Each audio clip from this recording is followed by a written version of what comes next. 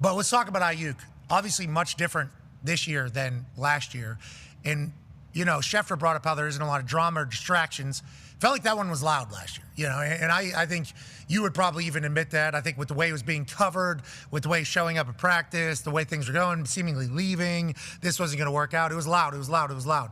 How is that relationship now? And how do you view that time looking back on it with Aiyuk?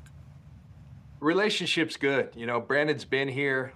He had a tough injury. Everyone saw that play against Kansas City. It was crushing for us because Brandon's such a big part of who we are.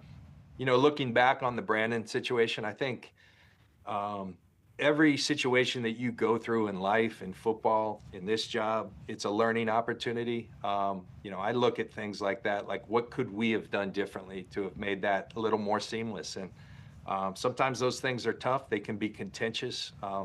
There's things that I learned that would we have done some things differently? And I think Brandon and I have had these conversations that are there things he would have done differently? Absolutely.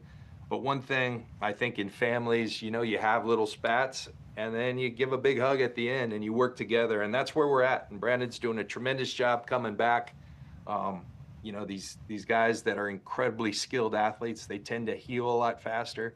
And it's kind of incredible how well he's healing. And, he's putting in the work. We're proud of Brandon, and we're looking forward to him being part of this team moving forward. We made a big investment in him. We're proud to have him part of our franchise, and, looking for big things from him. And we're going to let him get right and, before we get him back on that field. But he's an important part of this team. Yeah, him still being there is obviously great for Brock Purdy. Whenever you talk about weapons,